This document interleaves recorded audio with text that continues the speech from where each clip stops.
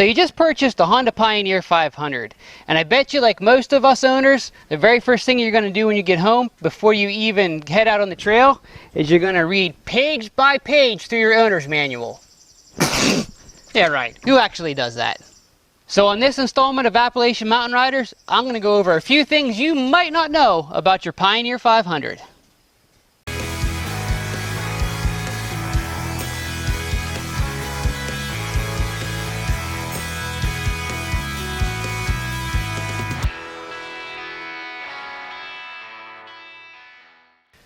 So the first thing I'm going to go over is actually the location of the owner's manual itself. Now, you may kind of think that sounds a little silly, but you'd be surprised the comments I see about people that have no idea where their owner's manual actually is.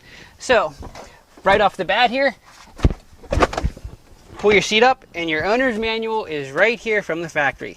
Now, as you can see by the condition of mine, how dirty this is and how clean this is, I don't actually keep mine in the machine itself.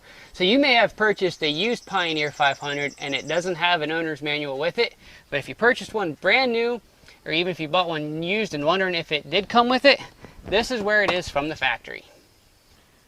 Now, while we already have the seat off, I'm going to go over the next couple things that you might not know about your Honda Pioneer 500. Now, I've seen several comments about people that have had the seat off for one reason or another and wondered what in the world this odd looking wrench is under here. Well, believe it or not, this little simple tool here that comes with your Honda Pioneer 500 could be a lifesaver. You see, one of the biggest attractions to me with the Pioneer 500 was that it was a gear-on-gear transmission. It's not a CVT, you don't have to worry about burning up any belts. And being a 5-speed, it has electronic shifters that you use the paddle shifters to shift. Now, as with anything electronic, you're out there, you're riding in the woods, you're getting in the water, you're splashing around, making, I don't know what kind of a mess. And chances are, if you haven't properly sealed all your electrical connections with Dilect grease, then you get water in them, your electronic shifting might go kaput.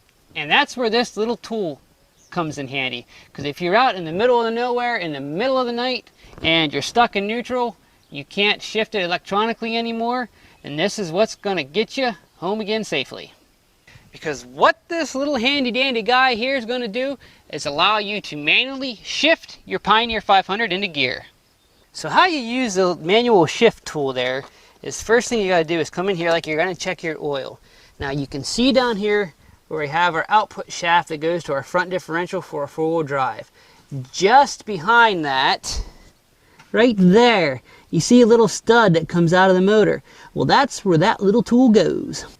Now all you got to do is you take your little wrench here and you want to make sure to have it on the right way. It does matter, because if you put it on the one way, you see how it's closer to the output shaft, where this way it lines up farther away. And this is the way you want it farthest away from your output shaft, because in order to shift the gears now, you just simply pull it towards you. And there you go, you're shifted now into gear. Now, to downshift, you can do the same thing, just reverse it and push it over. Now, of course, on the trail, shifting it this way, you're gonna have to pick a gear and leave it in that gear, probably second or third. You're not gonna be able to downshift, so you wanna stay in a nice low gear, and you're gonna have to go slow. But at least Honda gives you a way that you can shift it into gear and at least limp it home if something happens to your electronic shifting. And on a further note, make sure you remember to take your wrench off that little peg, because if it falls off and you lose it, then you could be skunked in the future. And while we're on the subject of shifting, let's go ahead and talk about the clutch on this thing too, because these are super easy to adjust the clutch yourself, so you don't have to take it to a dealer and get charged a bunch of money for. So again, we're back here into our engine where we were before. Here's our output shaft to our front differential. There's a little stud we use to manually shift. And then right above both, we have this little stud with a bolt right here. Now this is what we use to adjust the clutch. Now I'm just going to give you the quick kind of general rule of thumb when adjusting your clutch. It may need to go one way or the other depending on your riding style. So what you're going to need to adjust this is a 14mm wrench and a flathead screwdriver. So in order to adjust the clutch, you want to take your flathead screwdriver, and you'll see this little stud here has a place that's made for the flathead. You're going to take your 14mm wrench, loosen this bolt up, turn it back a ways. Now again, this is the general rule of thumb here when adjusting the clutch, is you're going to turn one full rotation clockwise, and then you're slowly going to back it counterclockwise until you feel resistance. From there we're going to turn a quarter turn clockwise again, and then retighten your bolt.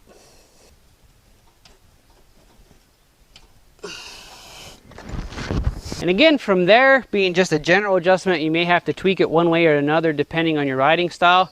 I have mine so it shifts a little smoother higher up in the RPM range because I like to romp on this guy a little bit. But you, for general riding, that should get you pretty much where you need to be. So let's say now that you've owned the Pioneer 500 for a while, now you've got some good seat time in it, you got a feel for what the machine can do, how best to use the power it has depending on the situation you're in. And let's say for some reason it just feels sluggish. It doesn't seem to have the power on acceleration it used to be. It may seem to struggle going up hills a little more than it used to. And let's say that you've already done the obvious thing and checked your air filter and made sure that it's nice and clean and not restricting airflow. And if it's nice and clean, that doesn't seem to be the problem, then the next thing you may want to check that is something that's often overlooked and just as important as your air filter is your spark arrestor. If your spark arrestor is dirty and you're not able to get the exhaust gases out as efficiently as if it was clean, then that can hinder engine performance just as much as having a dirty air filter that restricts the air going into the engine. And just like most brands of ATV or side-by-side, cleaning your spark arrestor is as easy as taking a 10mm socket.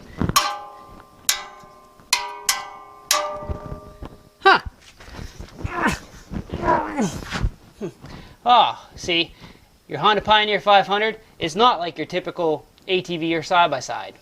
See, most ATVs and side-by-sides have a spark arrestor that's built into the tip, like on my Pioneer 1000 here, where you simply have to remove 3 bolts.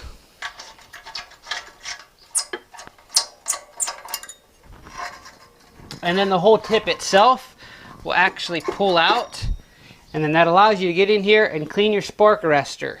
So what you have to do with the 500 in order to clean a spark arrestor is to take this bolt out of the bottom. Now 13mm will fit it. This is a square, so you can also just use an adjustable wrench if that's all you have. But because you have to be working here around the muffler, this is something you guys want to do while the machine is cold and not try to do this while it's warm, or else you're going to burn your little fingers off. So basically what you have to do for the Honda 500 here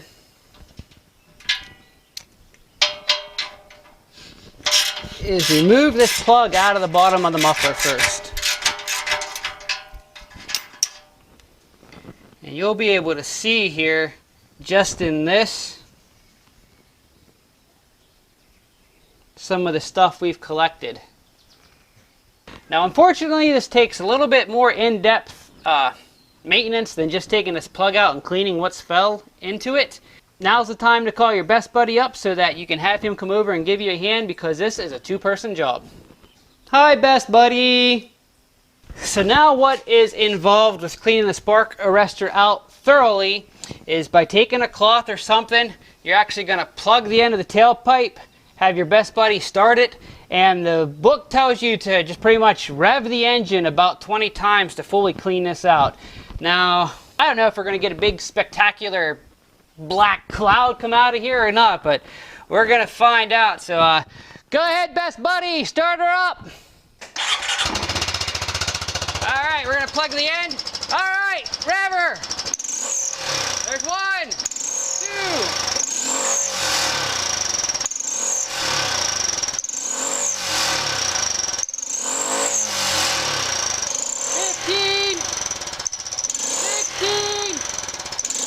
Muffler's starting to get hot.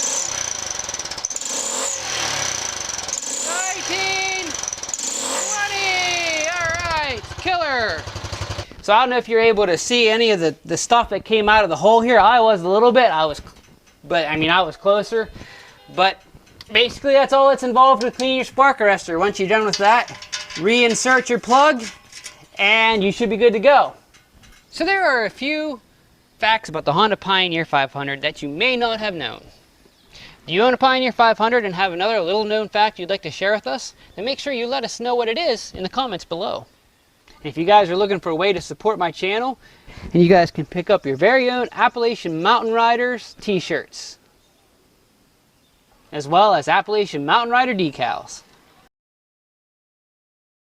So thanks for watching, guys. I hope these tips have been a help to you. And until next time, keep on riding. Get up my nose. That sounds good.